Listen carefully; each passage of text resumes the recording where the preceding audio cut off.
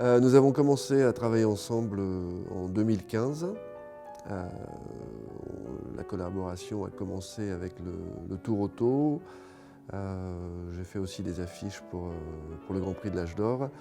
Et j'espère qu'il y aura d'autres événements sur lesquels j'aurai le plaisir de travailler. Une contamination familiale. Il y a beaucoup de raisons à cela. La première raison, c'est que je suis un homme du XXe siècle, d'une époque où on dominait les machines, d'une époque où il fallait savoir conduire en fait, savoir rouler, où la technologie n'était pas là à nous dicter ou nous sauver. Donc du coup, c'est un plaisir capital pour moi.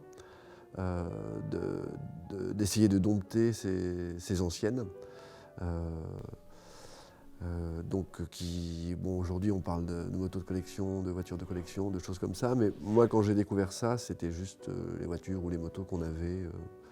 C'était normal. À la limite, même les choses modernes, je savais même pas que ça existait.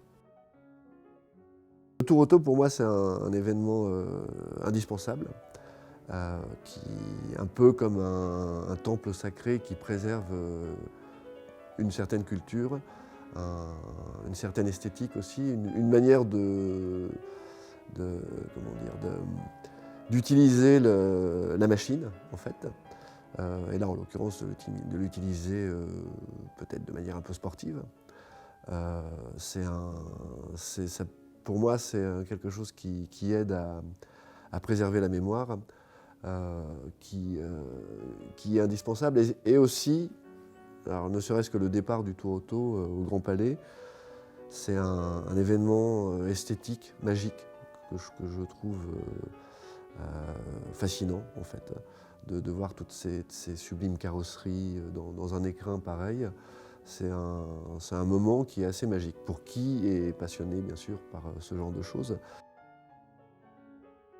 Et comme je vous le disais, étant un homme du XXe siècle, ma culture, l'iconographie qui me remplit le cerveau et l'âme, elle est ancienne, elle est multiple, hein. C'est pas forcément des choses qui sont liées au monde mécanique.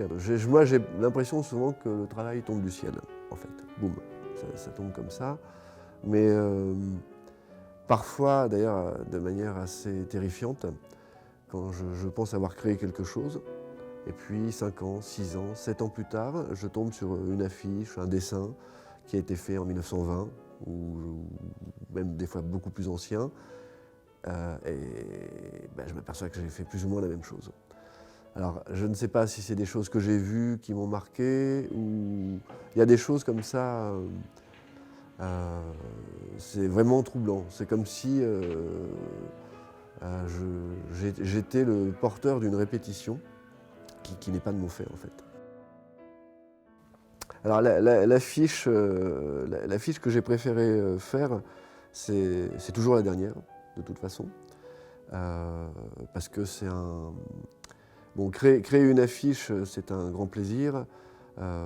Ça dépend parfois des sujets ou des thèmes, mais comme je ne fais que des affiches pour des choses que j'aime, j'ai cette chance-là. Celle que je préfère, c'est toujours la dernière, et c'est surtout celle que je n'ai pas encore faite, la prochaine, que j'imagine déjà. Souvent, en fait, quand je termine, alors pour le Tour Auto, par exemple, chaque fois que je termine une affiche, je pense déjà à la prochaine. Alors évidemment, comme je ne connais pas les voitures d'avance et que peut-être personne ne les connaît, quand on en est à un Tour Auto, j'imagine, là quand on me parlait de l'inspiration, en fait elle commence tout de suite.